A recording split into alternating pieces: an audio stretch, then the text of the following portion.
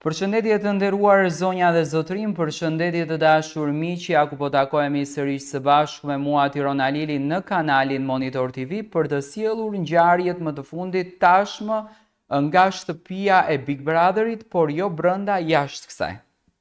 Do të ndalojmë tek Loredana Brati. Loredana Brati ditën e djeshme për herë të parë e ftuar në për emisione të ndryshme në Top Channel, si në Shqipëria Live, por edhe ashtu në Pardon My French, edhe në për emisione të ndryshme ka folur për rrugtimin e saj në shtëpinë e Big Brotherit, për memet në të cilat Loredana është bërë shumë viral në për rrjetet sociale, po ashtu ka folur edhe për marrëdhënien të cilën ajo e ndërtoi brenda asaj shtëpie, pikpyetjet rreth kësaj marrëdhënie dhe si do të shkon kjo dashuri.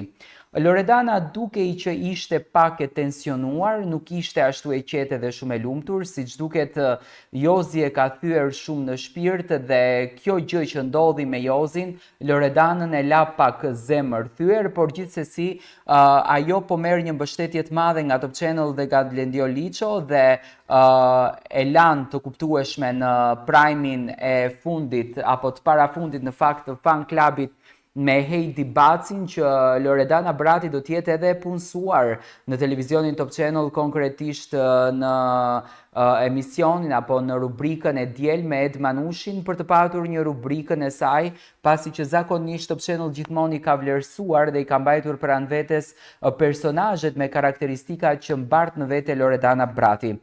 Pas shumë javësh heshtje dhe pasionit që ndezi brenda shtëpisë më të famshme në Shqipëri, Loredana Brati më në fund ka folur. E ftuar në disa emisione të njohura në Top Channel gjatë ditës së djeshme, ajo rrëfeu për herë të parë jetën e saj pas daljes nga Big Brother VIP Albania. Një jetë që sipas saj ka marrë një kthesë që nuk e kishte imagjinuar kur. E sinqert me veten dhe me publikun, kështu paraqit Loredana, e cila nuk e fsheu emocionin kur foli për përqafimin e jashtëzakonshëm që kishte marrë nga shqiptarët kudo që ndodhen.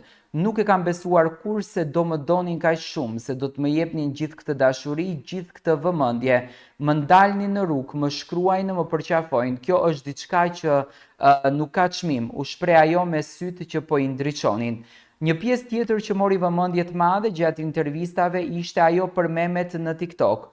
Po Loredana është kthyer në një ikon virale në TikTok me reagimet e saj shpërthyese, batutat spontane dhe mënyrën e saj drejt për drejt që kanë pushtuar rrjetet sociale.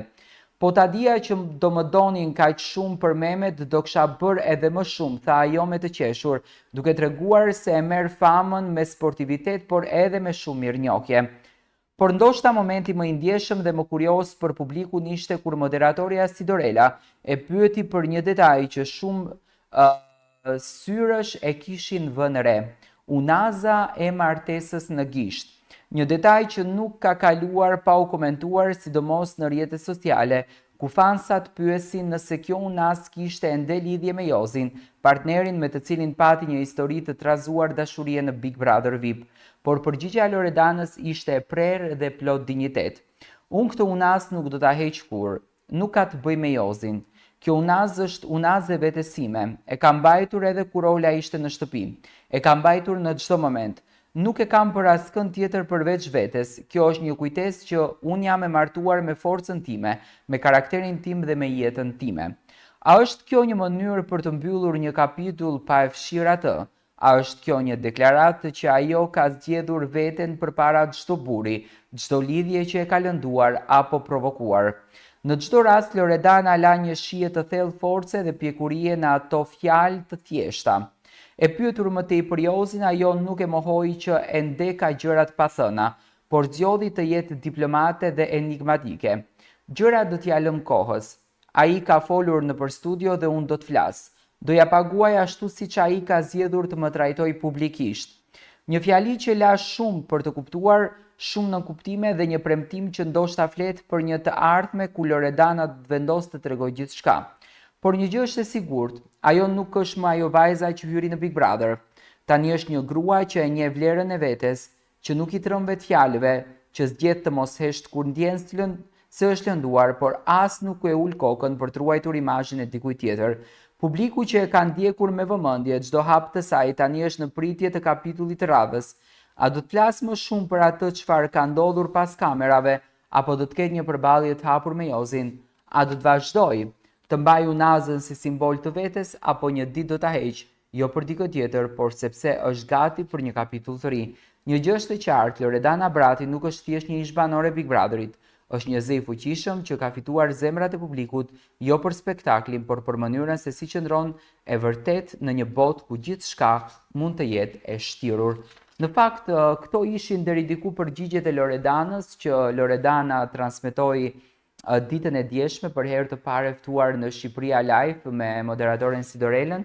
Loredana foli për rukëtimin e saj, foli për ato se çfarë kishte mësuar, tregoi nga momentet më të vështira, ato më të cikletshmet, më të bukurat dhe momentet më pikante që në fakt kishte kaluar në shtëpinë e Big Brotherit, duke qëndruar stoik me vendimin që vllau i madh mori për Jozin, i cili tashmë nuk është pjesë e asnjë emisioni në televizionin Top Channel.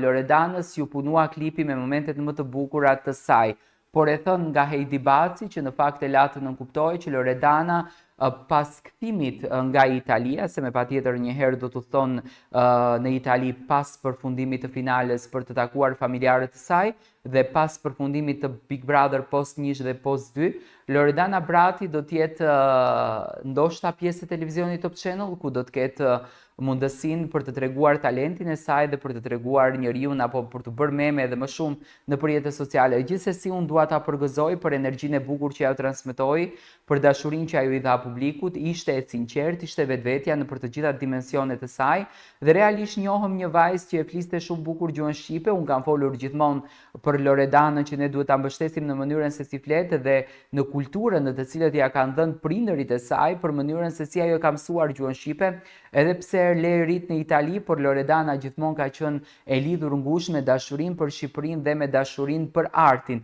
Ndoshta së shpejti nga shtatori do ta shohim Loredanën të pozicionuar në televizionin Top Channel.